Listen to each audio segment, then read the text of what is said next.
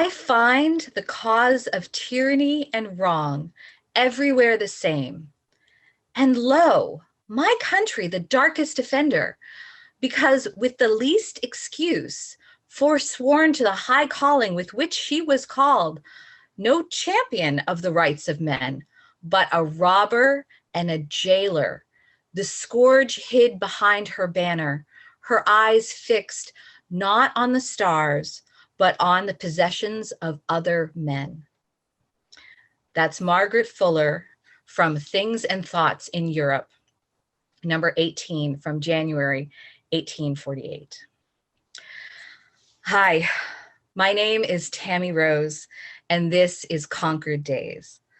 I have with me the magnificent Marjorie Meret, who is an author and educator. Hey, Marjorie. Well, good morning, Tammy Rose. Good morning. And we're going to talk about Margaret Fuller. One of the reasons we've chosen her is because we're also working on a Facebook reading group called Transcendentalists 2021. You can find it on Facebook. It came out of the idea of Shakespeare 2020, where they went through all of the readings of Shakespeare.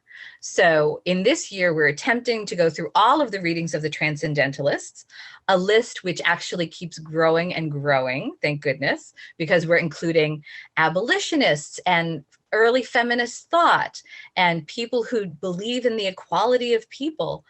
And native voices, and it's actually getting to be a beautiful community. And for the month of January, we're focusing on Margaret Fuller and all of her works. So I brought Marjorie here to talk with me about the life and times of Margaret Fuller. We can start, I think, maybe with her. She was born with her birth. So she was born in Cambridge. It was called Cambridgeport in 1810. And she was very lucky to have a beautiful education. However, it was very intense. Her father wanted a boy and taught her from a very young age all of the things that a boy would normally be taught. She was learning Latin at like age 5 and 6. And by the time she was 10, she translated the Aeneid in 6 months, Virgil's Aeneid. And her father expected, he was kind of a taskmaster. He expected her to translate and speak Latin without any hesitation from a very early age. And she actually had nightmares and stress from that from very early on, and she mentions it throughout her life. So, Marjorie, do you have anything? A lot. Any comment on that piece of it? Well, I didn't know anything about her early life when I came upon Woman of the 19th Century. While I was experiencing the beginnings of the feminist lifestyle from 1968, and then I'm reading this treatise, pardon me, that goes into everything that I was experiencing with the relationship between females and males, mm-hmm. and the condescending attitudes of men, when I began to realize that women could say no.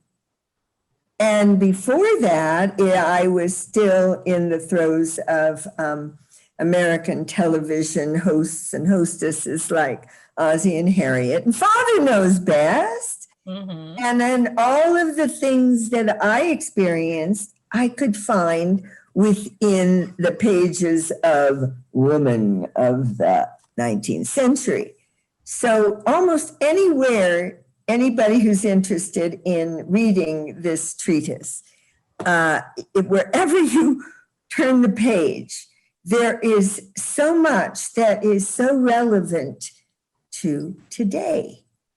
So then when I found out the story of Margaret and how her life ended at a too early age in a very dramatic setting off the coast of Massachusetts. And it got all involved with Mr. Thoreau and Emerson and everybody who had adored her.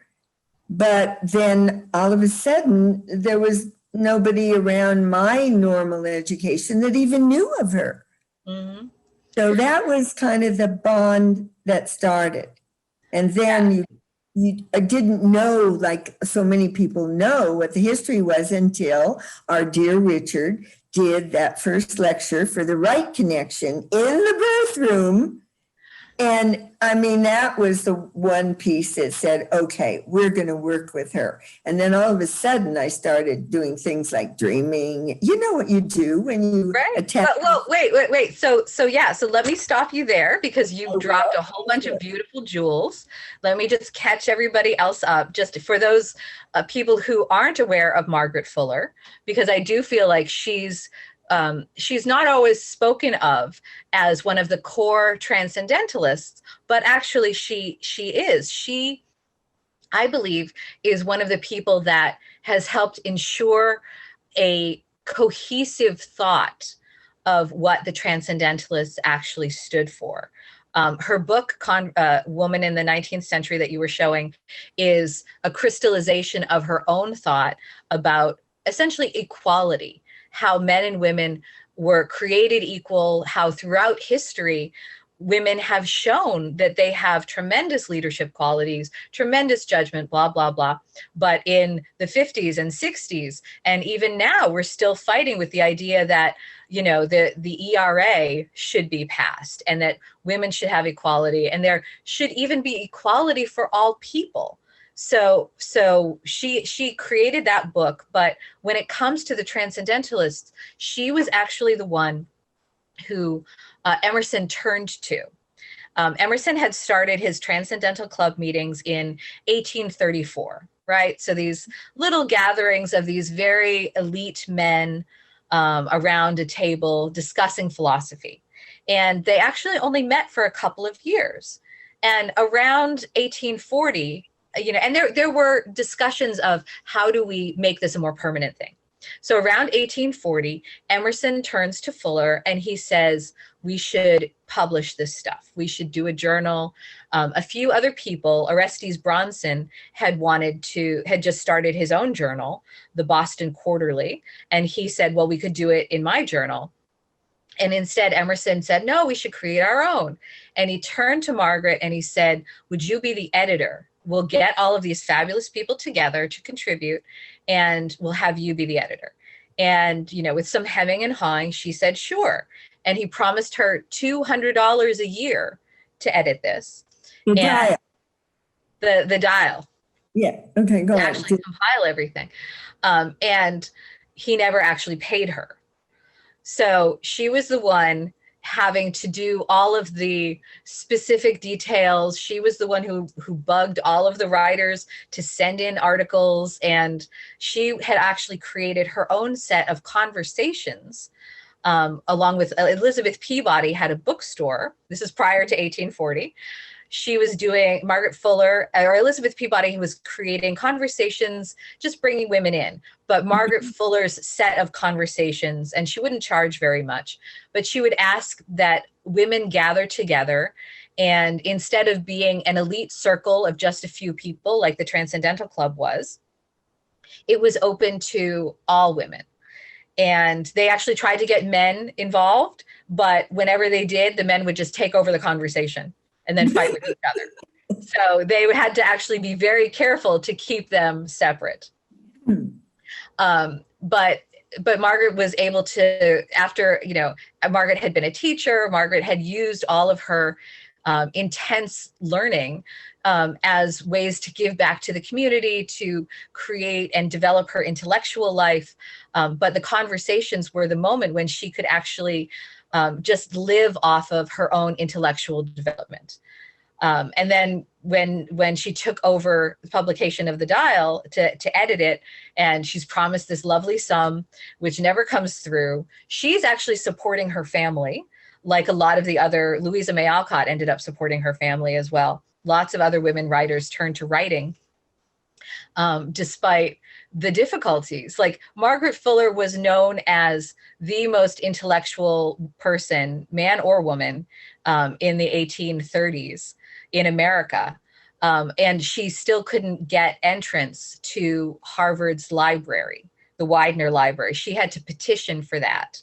And I feel like the conversations have a stark parallel. It's like a direct parallel with 1968, with the consciousness raising sessions of the 1970s, when women are suddenly like, we're being gaslit by our culture to be thought of as women who don't really contribute, or who have nothing to contribute to society other than taking care of children, feeding everybody, and these are also not small tasks, but these are the details of everyday life that get things that turn the practical into something that help people continue, right? And so she had that same attitude towards the Dial, where she's like, I'm going to take all of these writings from all of these philosophers and edit them, put them into a thing, a tangible thing. How many issues did the Dial was able to create? That is an excellent question. I believe they were produced, I want to say, like the subscriptions were like $3 a year. They were quarterly. And I think they were like 140 pages each. And they only ran for 4 years. 4 years, yeah. 4 years. So, and I don't know the exact number, and I don't know the exact time. And Margaret wasn't the editor the entire time. But I do know that it stopped publication around 1844. And Margaret ended up going to Italy. Actually, that was one of the last big stages of her life. She became a foreign correspondent for Horace Greeley. And she was the first foreign correspondent, and, woman or man. And she went to Italy literally because there was unrest and there was a civil war happening in Italy. Here we go. She goes to Italy. She reports, she sends letters back. She writes a book about what she has seen. Meanwhile, she also has a whole other life there. One of her main discussions in Woman in the 19th Century was, about chastity and the idea of marriage, and do women actually ever need to get married? What does that mean for somebody who wants to live an intellectual life? And this is something that we're facing like up until today. Can you have it all? Can you be a career woman and a family woman? And, are men helping or not? Like where is equality really coming in? So when she's in Italy, having been an unmarried woman up until this entire time, she meets a marvelous man. She marries him. She has a child. Not necessarily in that order. In Europe, the culture was way more open. She met George Sand in England, who's a female writer who would go around in men's clothes, who was openly having a sexual relationship with Chopin, and she just saw a different mode of life in Italy.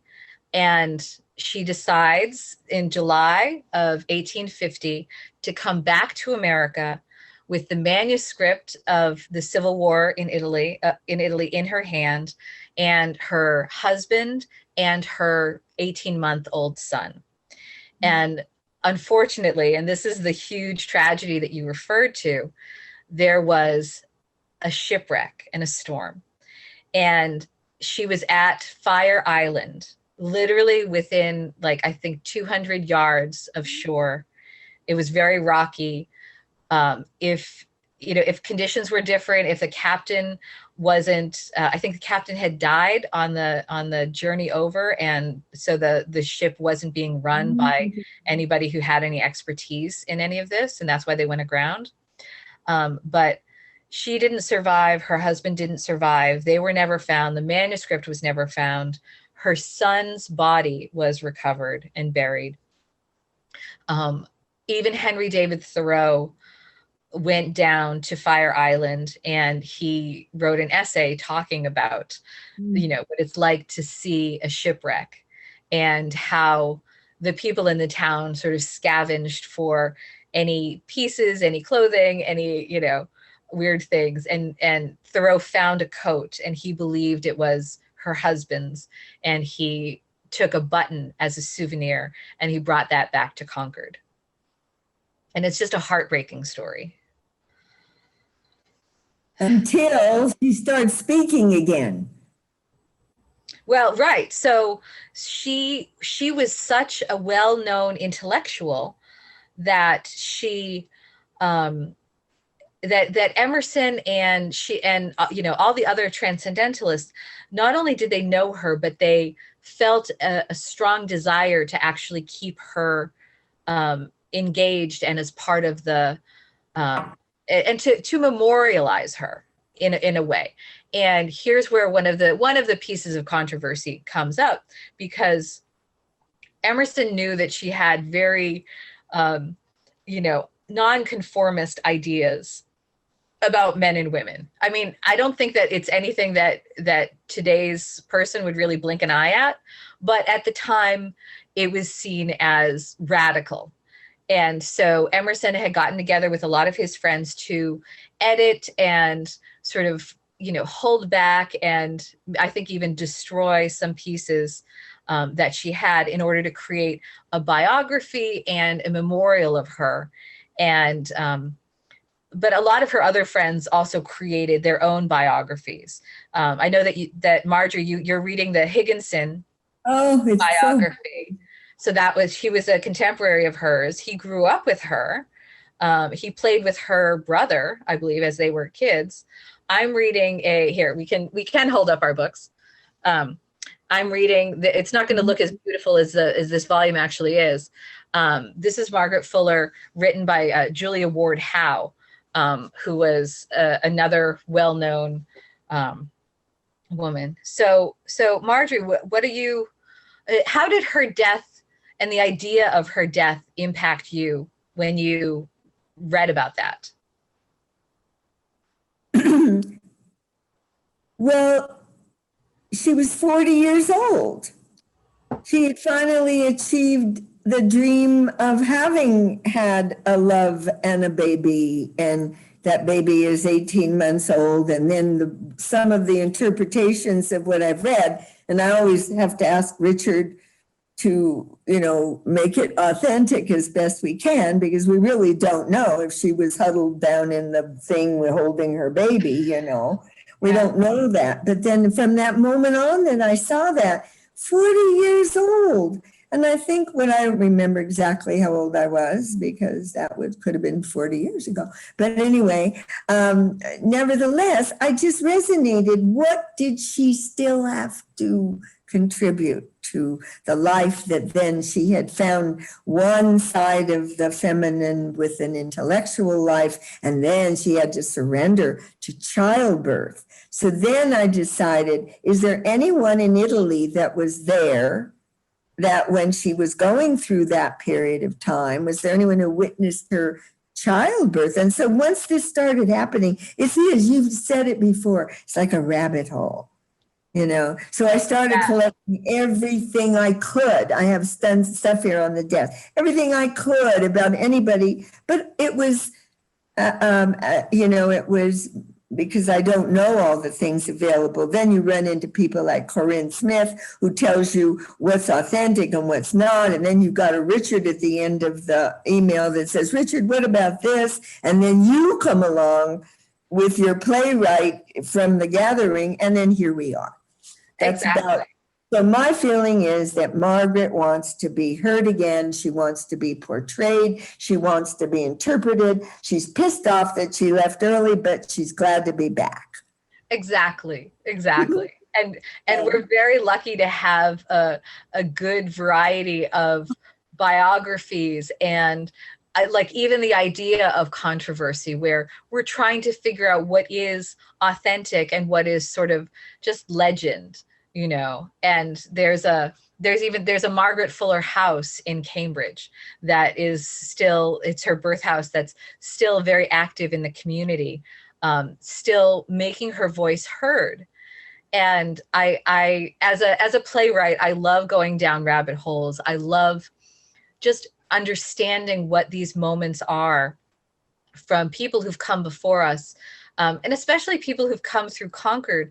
I feel like have this very strong and cohesive sense, like, you know, like Friends on TV, you know, that TV show where there's a unit and it's a solid unit, and you just sort of imagine them as everybody knows your name on the other one. what? Everybody knows your name. Exactly. One day we should talk about the mystique of Concord. You know, why it is exactly. That's why we have a series to explore the whole, so many things. Yeah. But I feel like Margaret is one of the central characters in this cast. And you know, there are devotees of Emerson and Thoreau. I feel like Thoreau has definitely had his moment, especially in the past century. The Thoreau Society and the Thoreau Farm. So you mentioned the Right Connection that our dear Richard Smith has spoken for, and we're going to actually attach pieces of his lecture to this show. So he gets a chance to actually be recorded. I don't think it was recorded at the time, so I think we're going to rectify that. As you know, he's been one of those people who is doing historical interpretation and embodying Thoreau, but there are also so many other characters that he discovers as a historian that he also wants to bring forth, and that he's done excellent scholarship on.